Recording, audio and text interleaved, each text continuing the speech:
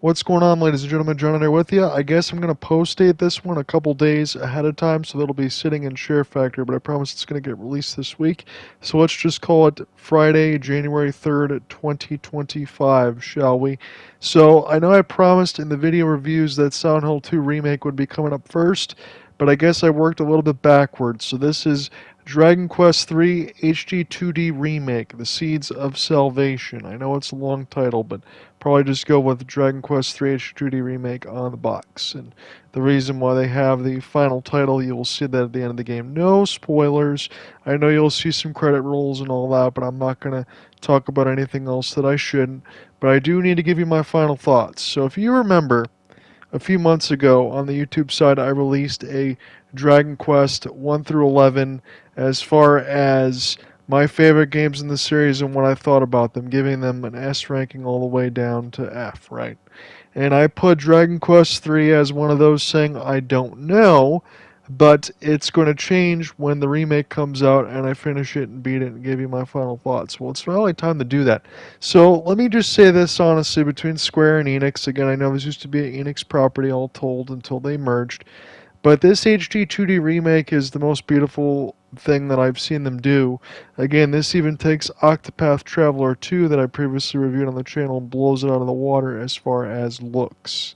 It is that good. This is of the preeminent most care, quantity, and quality, and this game is absolutely beautiful to look at. So what is this, and what does it set, and what does it do? So the Erdrick Trilogy, you've always heard that between games 1, 2, and 3. 3 is a prequel to this trilogy, so technically the first in the series. So in this game, you think of a la Final Fantasy 1, where you get to choose your own adventure with the party members. You still can take things on solo if you want, more on that a little bit more, but you can go to your party planning place, Patty's party planning place. You know, they try to make that or make it say it 5 times fast and you're going to mess up. But have that there where you can find your own adventurers, make them what you want. You can have the mix in between the warrior, the fighter. So warrior, martial artist, priest, wizard, sage is the secret class.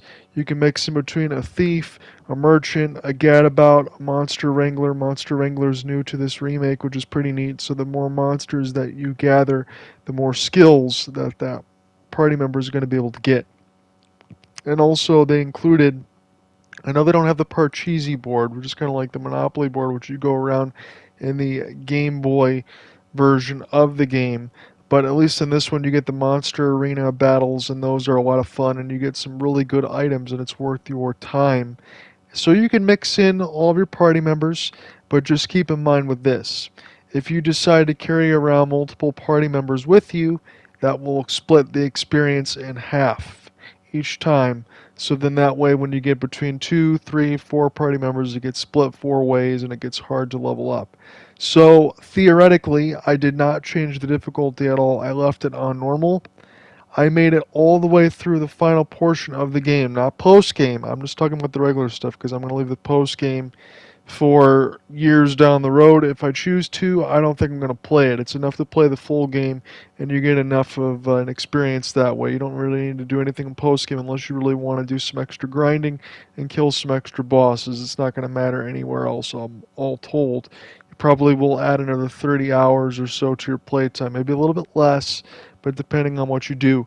But what I would recommend, and this is kind of how I started in the Game Boy version, although I never got very far, but in this one did finish the whole game, I was able to beat 99.5% of the game with the solo party member. Yes, I was at level 99, and more on that later. There was only one other boss that I couldn't get to before getting to the final boss, because I just didn't do enough attack power, and they were healing more than I could damage, and it was just going to be a never-ending fight. Could I have waited it out to see if they ran on MP? Possibly, but I don't think that was going to happen. So I was able to get through pretty much the entire game solo. Do I recommend that you do that? Honestly, yes. It cuts down on the playtime and a lot less grind. So you saw a little bit of making the new party member, and then when you get to the all trades Abbey, when you get to a certain level, you can then change skills. So here's a benefactor that I will give to you. In between your spells and abilities tab on your other party members, once you click on it, you'll see like question mark spots, meaning you haven't earned the skill yet. If you don't see any more question mark spots on any of your stuff between spells and ability, that means you've learned everything that you can in that specific class, and then feel free to change levels at that time. So you don't need to go to 99 before you change every class. You could, it's not recommended at all. Just get to the amount of levels you would need, maybe like 45 or however much it's going to go to, and then you're done. Then you can change party members and change their skills and do a new job and go forth that way. So what did I do? How did I get through it? I went through 2 party members toward the end of the game. So what I did, I got to the second act in the game. You'll know exactly what I'm talking about when you get to it. Get to the second act, you get the ship, you go to Slime Island. You'll see that a little bit in this clips as well. From Talontair Tunnel, you warp outside, you go up to the ship, go just to the right, that's where Slime Island is, and then you can go ahead and get to level 99 with your hero, and then 1 extra party member. So then that way, that can help them psych up your other party members so you can take out the liquid metal slimes easier. Easy peasy. So that's pretty much how I did it. Again, from the beginning portion that you saw, my hero was a Paragon. One thing that you want to note in this game is your personality classes change the way your stats level when you level up. So if you are a different class than someone else, some stats will go up faster, some stats will increase slower, or will skyrocket depending on what you choose. You can also have certain things outside of the hero. It's your other party members equipped that changes your personality types. If you want to be a tough cookie to take a lot of damage, that's really recommended for a second party member. While your hero is a Paragon, you could change whatever you want. You could use Vamp to make everything go pretty smoothly, evenly down the board, but Paragon's nice because you can get a hellacious amount of strength, like the Dragon Warrior 2 hero, and progress that way if you choose to. So I went Paragon and Tough Cookie, and I used 2 members because I needed it at the final boss before the final boss, because it's kind of a marathon that way. Was this game a lot of fun, and do I recommend it? Yes, it is. Like the regular Dragon Quest games, when you're battling the stuff in first person, this is more kind of a choose your own adventure for your other party members. A lot of the times when you do that, you get a bunch of skills. I had 1 party member that had every skill, so that kind of helped things out. I normally don't like games like that. I like set party members, so I get a little bit less enjoyment out of all of it. But considering this is the beginning of the trilogy, and it's got pretty much the entirety of Dragon Quest 1 and 2 and 3 all wrapped into one, considering this is the 3rd game and the end of the trilogy, but the prequel, it's recommended. I know a lot of journalists and stuff that reviewed this game had said that this is the way to start. I would certainly say if you never played a Dragon Quest game before, this is a great way to start, and I think you'll absolutely love it. Again, I'm not going to spoil everything across the credit roll that you see here, but they did say you would get a nice little tip if you ended up staying all the way through, and if you played the games in order, everything would make sense to you, and you get a nice little tidbit. Very good nod there, Square Enix. Give you tons of credit. I love the ending, and I love the way that all that stuff was set up. Again, this is my first foray, the first time through Dragon Quest III. And as far as ranking games 1 through 11, I would definitely say this game is up there. And if I have to give it a final score, I'll do so early. I'll give this... It's really hard to go below a 9. So I think I'll rank it a 9 out of 10 as far as quality, but as far as Dragon Quest as a whole, between 8 or 11, does it beat those as my favorite ones of all time? No. I think this one is just below that. This is the top tier of Dragon Quest games. It's just not at the mountaintop, just below 8 and 11 to me. This game is absolutely freaking phenomenal. It's beautiful. The music score is terrific. It's not like it was in the first version of DQ11 before you got the the definitive edition, where the MIDI tracks were awful. You didn't get full orchestral music. You get that here. Sound effects and everything else are what you remember. You can completely change your players' party types. I know they said some stuff was censored in between saying male or female. It's just A and B. Those are just small things. I really don't think that's anything that people should be complaining about. Again, I know how society gets. I'm not trying to go one way or the other. Not a lot of censorship here. It's the full game in its entirety. It's absolutely terrific.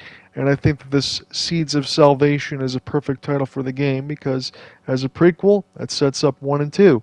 So when 1 and 2 comes out early next year, I'm assuming that is before April of 2025. So before that, you'll play Dragon Quest III. If you've already got this done, then you play 1 and 2. You're in perfect order from the way that it's all set.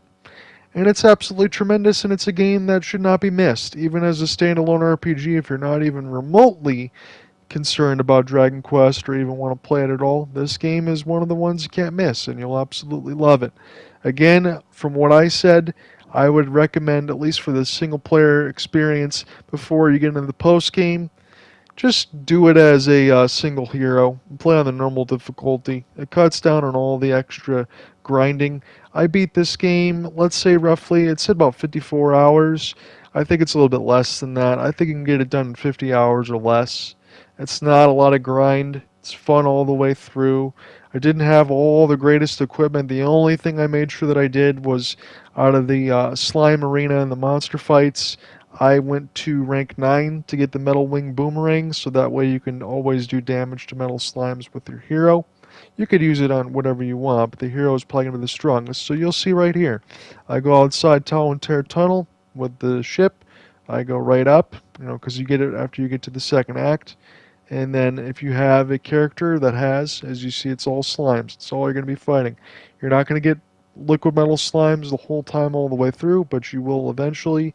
All you got to do is line it up before you get to the boat, pick your second character, use whistle, and then maybe after 15-20 times, again, this is showing you before you beat the actual game that you can do this here early enough. I got to level 99 and I got my second party member all the job changes to get all the skills. So it works that way, and then if you get the liquid metal slimes, I will say this, a lot of times they run away. So it's going to be a pain in the butt, but if you can get some critical hits and you got a high luck stat, there you go.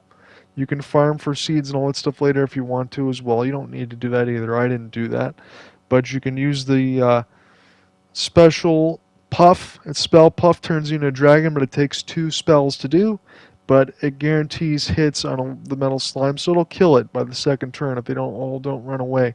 I never got so lucky on the ones that you saw here. They all ran, but I've told you I've done this a few hundreds of times.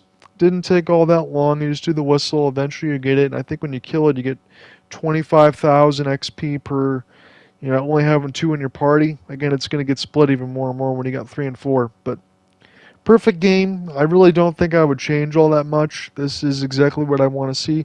The only thing I'll say in the future, now that 1, 2, and 3 are going to be done by the time you get to April 2025, my hope is that they get the same kind of treatment for DQ4, 5, and 6.